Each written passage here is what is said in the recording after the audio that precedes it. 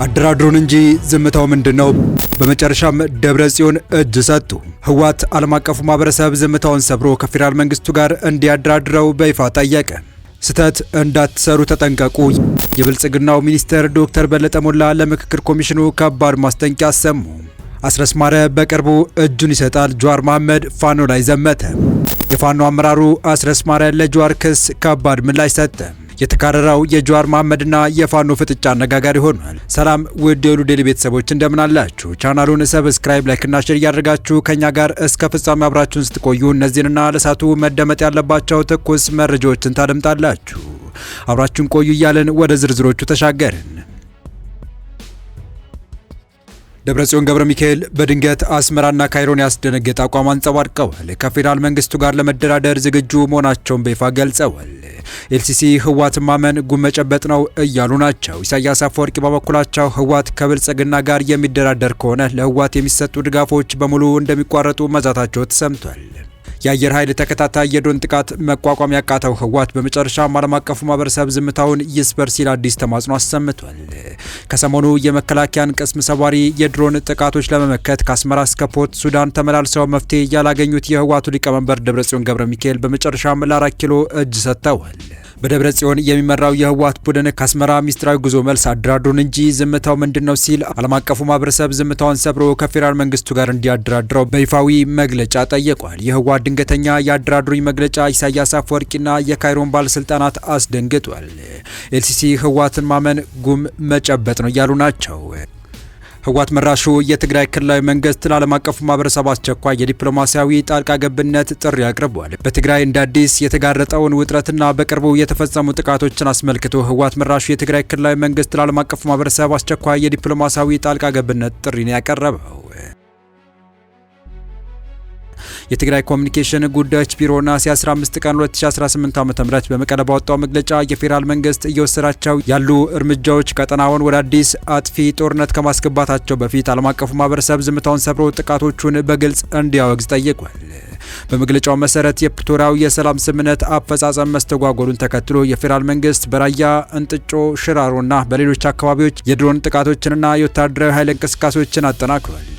በተለይም ነሐሴ 1 ቀን 2018 ዓ.ም በምዕራብ ትግራይ ሻረሪና በተባለ ቦታ የተፈጸመው ጥቃት፣ ነሐሴ 4 ቀን በደቡባዊ ትግራይ መረዋ ወረዳ በሚገኝ ትምህርት ቤት ላይ የተካሄደው የድሮን ድብደባ እንዲሁም በዋጃ ጥሙጋ ወረዳ ማርያም ኩቢ መንደር የተፈጸመው የከባድ መሳሪያ ጥቃቶች በሰላማዊ ሰዎችና በንብረት ላይ ከፍተኛ ጉዳት ማድረሳቸው ነው ህወሓት የገለጸው። በተጨማሪም ነሐሴ 12 ቀን በመቀለ አቅራቢያ በሚገኘው ዳንደራ መንደር እንዲሁም በቅርቡ መቀለ ከተማ ሐውልቲ ክፍለ ከተማ ሞሞና ሰፈር በሚገኙ የመምህራን መኖሪያ ቤቶች ላይ በተፈጸሙ የአየር ጥቃቶች ህጻናትን ጨምሮ ቢያንስ 14 ሰዎች መቁሰላቸውንና መኖሪያ ቤቶች መደምሰሳቸው በመግለጫው ተጠቅሷል። እነዚህ ጥቃቶች የሰዎችን ህይወት ከመቅጠፋቸው ባለፈ በህዝቡ ላይ ከፍተኛ ፍርሃት የፈጠሩና የሴቶችና ልጃገረዶች ባህላዊ ቅርጾች መግለጫ የሆነውን የአሸንዳ በዓል አከባበር ሆን ብለው ለማስተጓጎል እየተደረጉ ናቸው ሲል የህወሓት አስተዳደር ከሷል። ለሰላምና ለቀጠናው እርጋታ ሲል እስካሁን ከፍተኛ ትዕግስት ማሳየታቸውን የጠቀሰው ቢሮው ይህ ትዕግስት ግን እንደ ድክመት ወይም ህዝብንና ግዛትን የመጠበቅ አቅም እንደሌለው ተደርጎ መወሰድ እንደሌለበት አሳስቧል። የትግራይ አስተዳደር ለሰላማዊ ውይይት ያለው ቁርጠኝነት የጸና ቢሆንም ትዕግስቱም ወሰን ያለው በመሆኑ ዓለም አቀፉ ማህበረሰብ አሁን ወሳኝ ዲፕሎማሲያዊ እርምጃ እንዲወስድ ጥሪውን አስተላልፏል። ይህ በእንዲህ እንዳለ ትንኮሳ ለሚያደርጉ የሀገር ጠላቶች እድል አንሰጥም ሲል መከላከያ ሰራዊት ለህወሓትና አጋሮቹ ከባድ ማስጠንቀቂያ ሰጥቷል። የኢፌዴሪ መከላከያ ሰራዊት የሰሜን ምስራቅ እዝ አንድ ኮር በሁለንተናዊ መስክ የወትሮ ዝግጁነቱን ያረጋገጠ መሆኑን የኮሩ አዛዥ ብርጋዴር ጀነራል ጣሂር ሳላህ ገልጸዋል። አዛዡ በኮሩ ስር በሚገኙ የሰራዊት ክፍሎች የግዳጅ ቀጠና ተገኝተው የሰራዊቱን የውጊያ ዝግጁነት ያረጋገጡ ሲሆን ኮሩ በቀጣይነት የሚሰጠውን ማንኛውንም ግዳጅ በብቃት መፈጸም የሚያስችል አስተማማኝ ቁመና ላይ እንደሚገኝ ተናግረዋል። ኢትዮጵያን አተራምሰው ለማፍረስ የሚፈልጉ የሀገራችን ጠላቶች ግንባር በመፍጠር የተቀናጀ ትንኮሳ የማድረግ ሀሳብ ቢኖራቸውም የሰራዊታችን ወቅታዊ ዝግጁነት ግን ምንም አይነት እድል ሊሰጣቸው እንደማይችል ብርጋዴር ጀነራል ጣሂር ሳልህ አረጋግጠዋል። ኮሩ ከዚህ ቀደም የህወሓትን ወረራ ለመቀልበስ ባደረገው ተጋድሎ አንጸባራቂ ድሎችን በማስመዝገብ የጠላትን ቅስም የሰበረ ከመሆኑም በላይ በአማራ ክልል የጥፋት ሴራ የጠነጠኑ ኃይሎችን በመደምሰስ ሰላም ማስፈን ችሏል። ከግዳጅ ጎን ለጎን ራስን ማብቃት በሚያስችሉ ስልጠናዎች ሰራዊቱ በስነ ልቦናና በወታደራዊ በታክቲክና በቴክኒክ መስኮች በላቀ ደረጃ ይገኛል ብለዋል። በኮሩ የአንድ ክፍለ ጦር አዛዥ የሆኑት ኮሎኔል ግርማ ድሪባ በበኩላቸው ሰራዊቱ የሚገጥመውን ጠላት የውጊያ አቅምና የስነ ልቦና ዝግጁነት በሚገባ ተገንዝቦ መዘጋጀቱ ለቀጣዩ ግዳጅ ምቹ ሁኔታ መፍጠሩን ገልጸዋል። በቀጣይ መረጃ በፋኖ አመራሮችና በፖለቲከኛው ጀዋር መሐመድ መካከል የተፈጠረው ሰሞነኛ ሰጣ ገባ ትልቅ መነጋገሪያ ሆኗል። የፌኮ ሰው በፋኖ ላይ ግልጽ ዘመቻ ከፍተዋል። እውቁ ፖለቲከኛና ኦሮሞ ፈርስት በሚለው ፖለቲካዊ መስመሩ የሚታወቀው ጀዋር መሐመድ በፋኖ ላይ ግልጽ ዘመቻ ጀምሯል። የቀድሞ አክቲቪስትና የፌኮ ምክትል ሊቀመንበር ጀዋር መሐመድ ከሰሞኑ የፋኖ እንቅስቃሴን አስመልክቶ የሚሰነዝራቸው አስተያየቶችና የሚያቀርባቸው ሀሳቦች በርካቶችን እያነጋገሩ ሲሆን አስረስ ማረ በቅርቡ እጁን ይሰጣል የሚለው የትላንቱ አስተያየቱ ግን ከወትሮ በተለየ የበርካቶችን ትኩረት ሳበ ሆኗል። በጀዋር መሐመድና በፋኖ አመራሮች መካከል የተጀመረው ፍጥጫ ከቀን ወደ ቀን እየተካረረና አነጋጋሪ የሆነ መምጣቱ በተለይ በማህበራዊ ሚዲያው ዘንድ ትኩረት ሳቢ ሆኗል። የፋኖ ታጣቂዎች የኦሮሞ ነጻነት ሰራዊት ጨምሮ ከሌሎች የታጠቁ ኃይሎች ጋር የመሰረቱት ጥምረት የተሰኘ ትብብር የዘገየና ትርጉም አልባ ሲል ያጣጣለው ጀዋር መሐመድ የአፋብኑን አስረስ ማረ ትብብሩን አስመልክቶ ከአንድ ለፋኖ ቅርብ የሆነ ሚዲያ ጋር ያደረገውን ቃለ ምልልስ አያይዞ ባስተላለፈው መልእክት ይህን ሰው በቅርቡ ከፈቀደ አብዲሳና ፍቅሩ ሙልዬ ጋር ጎልፍ ክለብ ቢከሰት ሰርፕራይዝ እንዳትሆኑ አገዛዙ በሚፈልገው መልኩ ትብብሩ ተብዬውን ገና ሳትንቀሳቀስ ጎማዋን እየበሳት ነው ሲል የትብብሩንና የፋኖ አመራሩን ቅርብ አዳሪነት እየጠቆመ ከባድ ቡጢ ሰንዝሯል። ይህንን የጀዋር መሐመድ ክስ ተከትሎ የፋኖ አመራሩ አስረስ ማረ ለጀዋር ክስ ከበድ ያለ ምላሽ ሰጠ ሲሆን የፖለቲከኛው አቋምና አስተያየቶች በየትኛውም መመዘኛ ቢለኩ ስህተቶችና የህዝብን የነጻነት ትግል ወደ ኋላ ለመመለስ የሚደረግ ጥረት አካል አድርገው እንደሚመለከተው ገልጿል።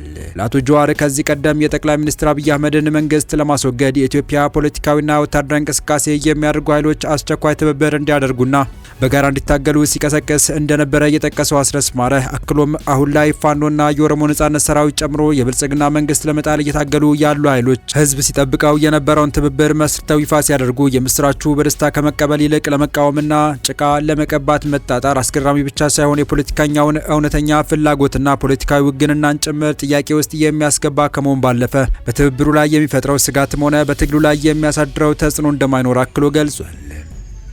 ወደ ሌላኛው መረጃችን ተሻገርን። የብልጽግናው ቁልፍ ሚኒስቴርና የተቃዋሚ ፓርቲው አብን ሊቀመንበር ረዳት ፕሮፌሰር በለጠ ሞላ ብልጽግናንና ምክክር ኮሚሽኑን ስህተት እንዳትሰሩ ተጠንቀቁ ሲሉ በከባዱ አስጠነቀቁ። በአዲስ አበባ አስተዳደራዊና የባለቤትነት ጉዳዮች እንዲሁም በሀገራዊ የምክክር ሂደቱ ዙሪያ ያለው የፖለቲካ ውጥረት እያየለ በመጣበት በዚህ ወቅት የአብን አማራ ብሔራዊ ንቅናቄ ሊቀመንበርና የኢኖቬሽንና ቴክኖሎጂ ሚኒስትሩ አቶ በለጠ ሞላ በፌስቡክ ገጻቸው ያሰፈሩት አጭር ግን እጅግ ከባድ መልእክት የብዙዎችን ትኩረት ስቧል። ስህተት እንዳትሰሩ፣ ይህ ትልቅ የመንገድ መቀየሪያ ነጥብ ነው፣ ተጠንቀቁ ብለዋል። በአንድ በኩል የመንግስት የካቢኔ አባል ሚኒስቴር፣ በሌላ በኩል ደግሞ የዋና ተቋሚ ፓርቲ መሪ የሆኑት አቶ በለጠ ሞላ ከአዲስ አበባና ከሀገራዊ ምክክሩ ጋር በተያያዘ ይህንን መሰል ጠንካራ ማሳሰቢያ ማስተላለፋቸው የፖለቲካው ምህዳሩ ወዴት ያምራል የሚል ትልቅ ጥያቄ አስነስቷል። ሀገራዊ የምክክር ኮሚሽኑ አዲስ አበባንና ዋና ዋና አገራዊ አጀንዳዎችን አካቶ በሚካሄድበት መንገድ ላይ ትልቅ ቅሬታ ወይም የፖለቲካ መገፋት መኖሩና ሂደቱ አቅጣጫውን እየቀየረ መሆኑን ያመላክታል። በአዲስ አበባ ጉዳይ ላይ የሚደረጉ ማናቸውም ስምምነቶች ወይም ውሳኔዎች በቀላሉ እንደማይተላለፉና የአብን መሪዎች ለግጭት ወይም ለውሳኔ ዝግጁ መሆናቸውን የሚያሳይ የቀጥታ ማስጠንቀቂያ ነው። ይህ የአቶ በለጠ ሞላ መልእክት በአዲስ አበባና በሀገራዊ ምክክሩ ዙሪያ የሚደረገውን ድራማዊ የፖለቲካ ፍልሚያ ፍንትው አድርጎ የሚያሳይ ነው እየተባለ ይገኛል። የተወደዳችሁ የቻናላችን ቤተሰቦች ለአሁኑ ለእናንተ ይመጥናሉ ብታደምጧቸው ታተርፉባችኋላችሁ ብለን የመረጥንላችሁ ዕለታዊ መረጃዎቻችን እስካሁን ያደመጣችኋቸው ነበሩ። በተመሳሳይ ሀገራዊና ቀጠናዊ ጉዳዮች እንዲሁም ዓለም አቀፋዊ ጂኦፖለቲካ፣ ወታደራዊና አነጋጋሪ ክስተቶችን ለበለት ተከታትለን በትኩስ ይዘን እንደምንቀርብ እያሳወቅን የቻናሉ ቤተሰብ ካልናችሁ ሰብስክራይብ፣ ቪዲዮ ላይክ እና ሼር በማድረግ ተደራሽነታችን ታሰፉ ዘንድ አክብሮታዊ ግብዣችን ነው። አበቃን። ሰናይ ጊዜን ተመኘን።